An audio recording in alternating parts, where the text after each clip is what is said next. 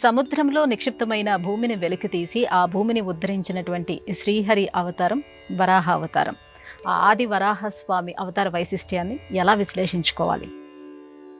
వరాహావతారం అనగానే మనకు ఒక వరాహమో ఒక జంతు రూపమో జ్ఞాపకం రాక తప్పదు.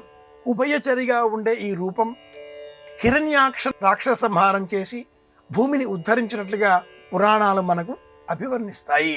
ఆ దేహం మీద ఉండేటటువంటి పొడవుగా వచ్చేటటువంటి రోమములే నేలపైన పడి దర్భలుగా నేటికి మనకు లభించినట్లుగా వరాహావతార స్వరూపం తెలియజేస్తుంది.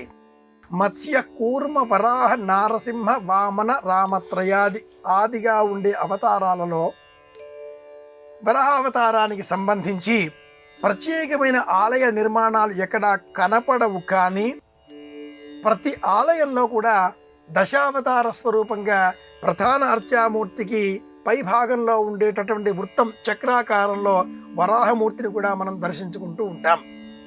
భూమి కావాలి, భూ సంబంధమైన లావాదేవీలలో విజయం కావాలి అని ఆలోచన చేసే వారంతా కూడా భూవరాహాయ ధరణ్యుద్ధరణాయ నమః అనేటటువంటి వరాహ సంబంధిత మహామంత్రాన్ని బీజాక్షరయుతంగా గురువుతో ఉపదేశపూర్వకంగా స్వీకరించి జపం చేసినట్లయితే అలాంటి వారికి భూ సంబంధమైన లావాదేవీలలో విజయం చేకూరుతుంది అని కూడా తంత్రశాస్త్రం వివరిస్తుంది.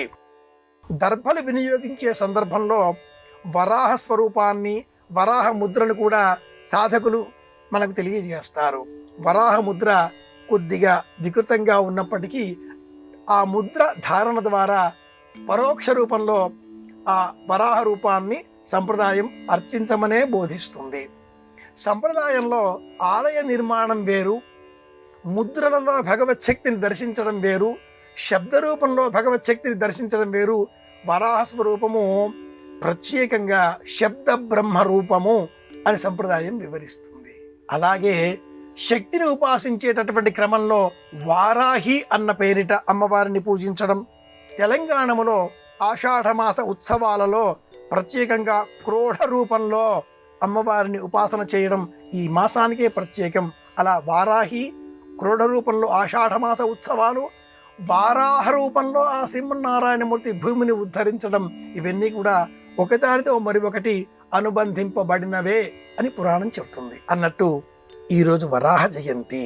భూ సంబంధమైన లావాదేవీలలో వివాదాలు ఎదుర్కొనేటటువంటి వారు, ఆస్తిపాస్తుల వ్యవహారాలలో విజయం కావాలి అనేటటువంటి వారు భూవరాహాయ ధరణ్యుద్ధరణాయ నమః అనే మంత్రాన్ని గురువు ద్వారా ఉపదేశంగా స్వీకరించి జపం చేసినట్లయితే తప్పక విజయం సాధించగలుగుతారు.